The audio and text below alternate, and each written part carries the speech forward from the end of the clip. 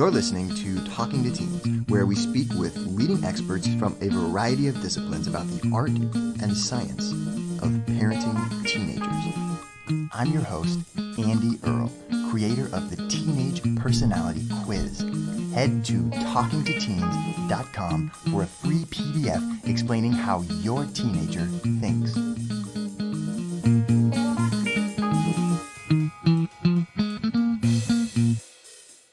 We are here today with Erin Clabough talking about her book, Second Nature, How Parents Can Use Neuroscience to Help Kids Develop Empathy, Creativity, and Self-Control. Erin is a professor at the University of Virginia, and she runs an active research program over there. Her scientific research has been published all over the place in the popular press and also in a slew of peer-reviewed journal articles. And she also writes for Psychology Today and websites Mind Body Green and Today Parenting. She is truly an expert in neuroscience and how parents can use their knowledge of neuroscience to develop some of the most important skills in life. Her kids were younger when she wrote the book, and she now has teenagers in her own household. So really interested to hear how things have changed, whether she's got some new tips for us now that she is dealing with some teenagers of her own. Erin, thank you so much for making the time to come on the show today. The book is Second Nature, How Parents Can Use Neuroscience to Help Kids Develop Empathy, Creativity, and Self-Control. This book combines your experiences as a parent with this really deep knowledge of how the brain works and how the brain kind of develops. And so I'm curious, did you know for forever that you wanted to write this book and just kind of finally got around to it? Or was it something that kind of made you, from your research or something that made you say, hey, I got to write this book, or what? I think that this book is the product of frustration, honestly. Because I think that I never intended to set out and write a book. But when I had my first child, I was in graduate school and struggling kind of to do this work-life balance. And in the lab, I was growing neurons in a dish, and I was seeing how they connect to each other. And I was generating animal models of degeneration and trying to figure out how we can make things better with neurons connecting together. And then I'd go home and I would try to do the mom thing. Well, sometimes he would be in lab with me, in a little baby backpack, right? Because I'm trying to do this work-life balance. And so I think that they were really separate for me for a couple years. And I didn't quite make the connection that what I was doing in the lab was so relevant to what I was doing when I was trying to grow a human. And so I was looking, just like every other parent, for resources and reading all the, Baby Wise and Baby Whisper and all these kinds of books to do it right. Because every parent wants to do it the best way they possibly can. And I think that I never found the book that I needed, which would have been evidence-based, completely grounded in science, but focused on love and respect. And those two things seem so disparate. How do you get those things to fit together? But in my life, that was my journey as a parent, is how do I get the basic knowledge that I have to fit together with these high ideals of love and peace, and how do you help someone be successful and happy?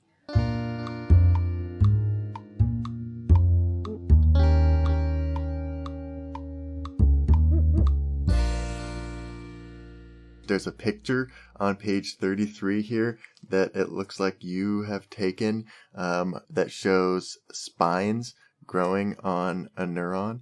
What the heck is a spine? Yeah. And why is it important for a parent to know how it works? The reason it's important, we'll start there, is because it shows how dramatically plastic brains are. And what it is kind of a structural representation of how neurons connect together. So everyone knows we've got neurons and they line up in pathways and make circuits. And a lot of people know things about the synapse, which is like the space in between two neurons, and that neurotransmitters connect these two neurons together by passing signals between them in the synapse. But what's really cool about the spine is actually a protrusion on one side of the receiving neuron that gets the input from the sending neuron. And these spines are really adaptable, and sometimes they're going to be just growing or shrinking based on the developmental processes that we're going through, and it's genetically regulated. But oftentimes it's responding to experiences in the world around us, or the experiences that we have as people. And so these spines can become stronger or they can wither away, and they get stronger when you use the pathways that the spines are involved in, and they'll wither away if you stop using those pathways. And the picture in the book was taken, it's from a mouse. So what's really cool about neuroscience is the way that neurons work in kind of lower organisms, they follow the exact same rules as the way that neurons work in humans. So these mouse neurons that I was looking at under the microscope had been taken using a model of fetal alcohol syndrome in mice. And so we were looking at the spines on these neurons and seeing how a bad exposure, such as alcohol really early in life, how it could impact how these spines look. And it's interesting that there's a lot of research that shows that good experiences can kind of work in the same way on spines, where it can support the spines that you want to see stick around. And so this book became a idea kind of how you can get the things that you really want to stick around, like empathy and self-control or creativity, how you can use what we know about spines and how neurons get stronger in the pathways that they have to bolster those skills in behavior. So I think it's cool just to see this visual in the book, and just how fast it happens was something that struck me reading this. Because sometimes as a parent, it feels like, wow, you're just not making any progress. And, you just are repeating the same things over and over and over and over again. And it's cool to see that, even just on a neurological level, that just doing something a couple times, changes are already starting to happen in there, and those new connections are already starting to form. And so, you are making a difference.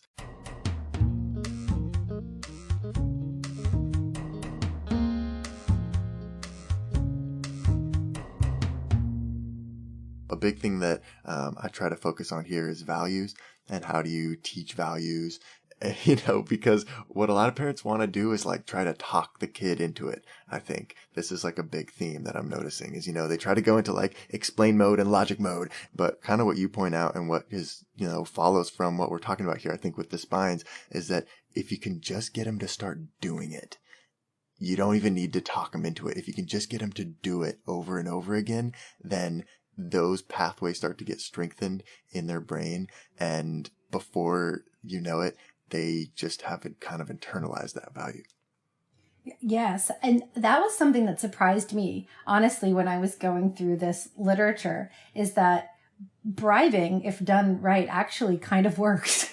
Or just more like structured practice that you encourage them to do in whatever way works. And I know we've been taught that bribing is a terrible way to like foster development of a child. And I do think it can be done really poorly.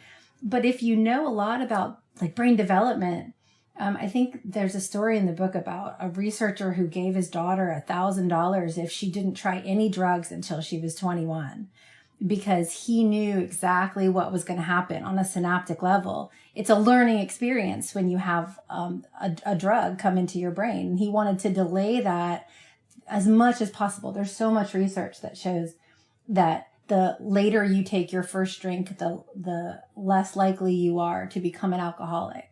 So things like this, where parents actually, if you just think of yourself as placing experiences in the way of your child, the ones that you want them to have to go through, or kind of holding experiences away from them that you don't know that they're ready for yet, it kind of puts a different structure to being a parent and to kind of seeing what's important.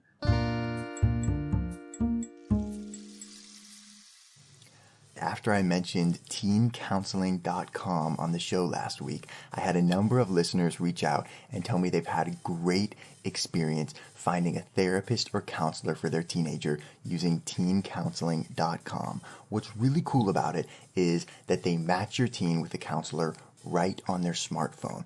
You are in control of choosing which counselor is going to be best for your teenager, and you can switch counselors at any time because teencounseling.com is dedicated to making sure there's a really good match. It's more affordable than traditional counseling, and financial aid is available. Talking to Teens listeners get 10% off your first month at teencounseling.com/talkingtoteens.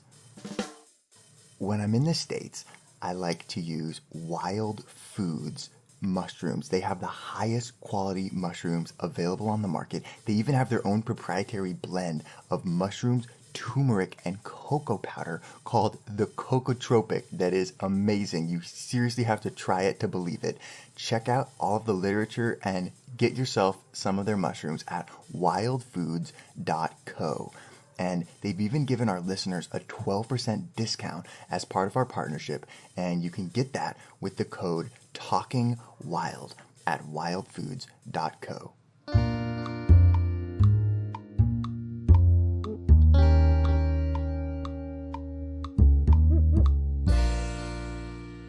Talking about bribes, I wanted to see if we could talk about these 2 points that you make in here on the next page, 191, which is, how to make bribes work. You mentioned these 2 things, trust matters and the reward matters. So how can we use those 2 concepts to do bribes in the right way and not the wrong way? Yeah, I think it's a really important question because we all know that you can do them in really poor ways and they can end up backfiring on you. And you end up with a child who's manipulating the system instead of a child who's learning how the system works in a positive way. So I think the trust matters is there because I think we have to be extraordinarily consistent as parents. And so if you intermittently reward or don't reward behaviors, or if you value some things at some points better than others, then they'll get reinforcement intermittently from you. Those things are difficult as a child to navigate. So I think it's really important that if you promise something that you deliver, and whether it's a good thing or a bad thing, so that they learn the rules of this small life that we're building for them within our own families, that they're as consistent as possible so that they can make their efforts focused more towards how they can be successful rather on learning the system. Because if you think about it, like if you're playing basketball and the rules were changing all the time, you would never be able to be a really successful basketball player because you wouldn't know exactly what you needed to do to get the points, right? So that's why the consistency is important. And that's important from day one. Like as soon as you have a newborn, trying to be as consistent and nurturing as possible. And the second one, I think, taps into this idea of intrinsic versus extrinsic motivation. So what is coming from you as a value and what is coming from your child as a value? What do you do if those 2 things don't match up? And how can you have a conversation where you end up having shared values? So this is where this reward matters. So I would say the best way to do this, particularly in teenagers, is to allow them to identify the trouble areas that need some help, and then allow them to decide what they think would work best for them to make those behaviors better, and then allow them to choose what their reward is going to be. So you know that they're motivated to get it. They feel like no one's trying to get them to do something they don't want to do. They're coming up with the entire structure. And then your job is just to say, yeah, that's a good idea. Or no, I don't think that's going to work. And let's modify this one thing. It allows them to have total power and total control while you still get what you want. And I think for kids that are teenagers, especially, having that power means that they're able to do it for the good of just doing it. They feel like they're in control. And for teenagers, you know how they pushing, trying to get out of this. You're allowing them to push in a way that's good towards something that they want and you want.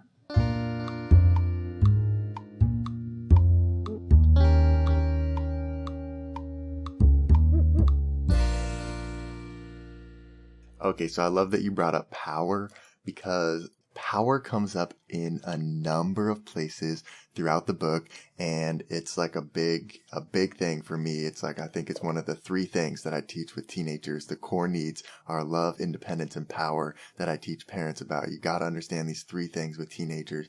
And so I learned some stuff in this book about power, and I wonder if we could talk a little bit about how, okay, you have a couple situations in here where you will kind of specifically like boost power to make kids feel more powerful in certain situations. And then I also noticed that you had certain situations where you actually kind of like reduced their power, or like gave power to the other kid, kind of on purpose. So could you talk a little bit about when and why you might do that kind of a thing with teenagers? Yeah, and I think the reducing someone's power in some ways works better when you have multiple kids, because you can be in charge of the balance more. But I would say, if we're taking the example of an oldest child, the oldest child probably is going to be normally the one that needs the power the most, because they're most used to having it. They have younger siblings, and they kind of have had a little bit more of an adult role for some of their life. So when I think about power, I think about making it so that somebody feels that whatever behavior they're doing, they're giving it, instead of having somebody taking it from them. And this is really important when it comes to empathy and kindness, because you can't make somebody be those things. You just have to set the stage so that they feel like they're full enough and have gotten enough themselves that they can afford to give to somebody else. They can afford to be compassionate and to be kind, and that space is there for them to be able to feel the benefits of it. But if you point at a kid and say, share this now, give your sister a ride to school, I gave you this car, or whatever it is, you're going to get pushback, right? So this idea of power, you know what? It's your decision if you take your sister to school or not in the car that, I bought you.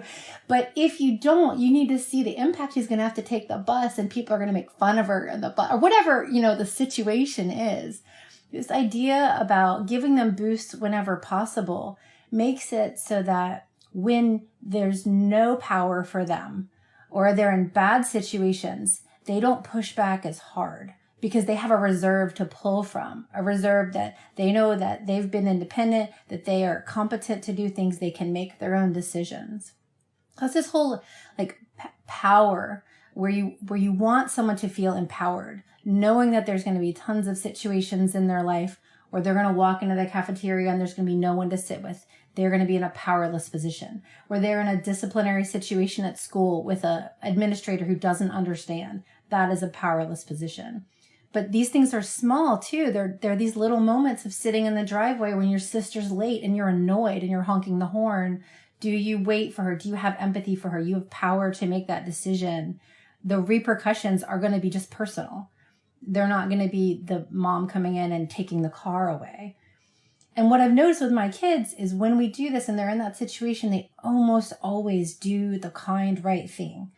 And when they don't do it and they have to see the fallout from it, they learn. They don't do that again. It's interesting. You'd think that they would do the rude thing. They'd take the biggest cookie every single time. But they don't always do that because it feels good to give. But the first couple times, that is rough as parents, because you have to see them make the wrong choice and that all the fallout that happens from it. But you just have to keep letting them have the choice and scaffolding what happened and what they could have done differently. And what do you think would have happened if you had waited? Or what if, you hadn't honked the horn 18 times and woke up the neighbor, right? There's so many implications, and this is where the creativity kind of comes into it too, is you got to be able to talk through.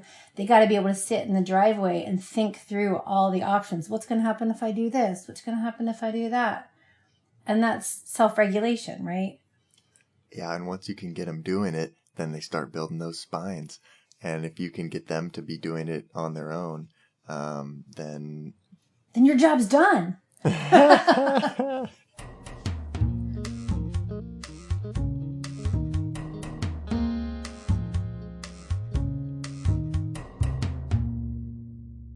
One other thing about power that I thought was so interesting was a study that you talk about in this book, that had to do with monkeys and it involved social power, and it involved studies. It involved monkeys that were lower on the social ladder were more likely to become addicted to cocaine than monkeys who were socially on top. Why is that the case, and what does that teach us about power in our own, kids and teenagers? I know, this was such a cool study. So they basically are measuring dopamine levels. What they're saying is that being socially on top is rewarding, and that we as humans have a drive to do things that are rewarding. Being socially on top is also rewarding. We get a dopamine rush from it.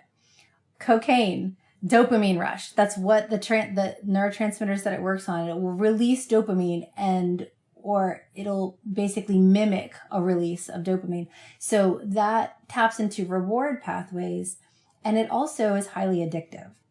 And so this study showed that basically if you give monkeys free access to cocaine, that the ones that are socially more dominated by others, so therefore they don't have a dopamine boost from being socially on top, will find that dopamine boost elsewhere. So they will be more likely to administer cocaine to themselves than the ones who are in charge. And so for me, this was really important. It basically said, your children are going to find a dopamine rush somewhere. It's important. We're designed to identify with this, to want it. It feels good. And it's kind of our job as parents to make sure that they get it in ways that are healthy, right? So if creativity in some ways can give dopamine rushes, we need to be able to make space for them to do that. If empathy can do that, there's so many studies that show how rewarding it feels to be compassionate and to be the person who is the bigger person.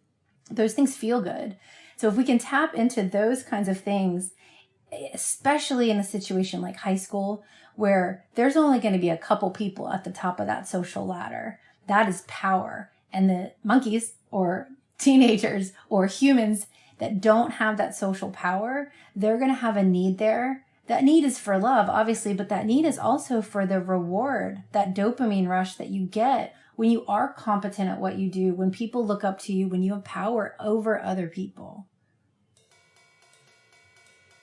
We're here with Erin Clabough talking about how parents can use neuroscience to help kids develop empathy and self-control. And we're not done yet. Here's a look at what's coming up in the second half of the show. I've done a lot of work trying to figure out what's the best way to teach. And again and again, experiential learning is the best way to get people to learn, own, and then apply that material. So you don't want them to always win, because then they don't get to practice being the underdog. And then as soon as they started to read, they're reading these signs out loud, and they're just awful to listen to them saying, what does, and then they're spelling out like the word homelessness mean, mommy, right? So then they want to give him money, they want to help him. And, I immediately jump to, oh, but you don't know what they're going to do with the money, and my way of controlling behavior for someone else I don't even know. So they have identified this problem. It's bothering them. I can see them as we don't do anything and we go past it for several miles afterwards. They're bothered. And so I let her try to figure it out. And she was like, well, we could give money. And then we kind of talked through that. And then she was like, I could give them cards. So she drew this really cute card. And then we just put granola bars and applesauce and water and these cards into brown paper bags and just kept them in the back of the car. I don't know how they were received by the people who got them, but the card was super sweet. And her look on her face, after she'd sit back in her seat, after she did that, those next couple miles, she's just beaming. So I've realized I never was taught conflict resolution. So when I was trying to help my kids navigate playground dynamics, I didn't even know where to start. So I found even as a parent, this has made my conflict resolution with my kids so much better. Want to hear the full interview? Sign up for a subscription today. You get unlimited access to all the interviews I've conducted. It's completely affordable, and your subscription helps support the work we do here at Talking to Teens. Thanks for listening. I'll see you next time.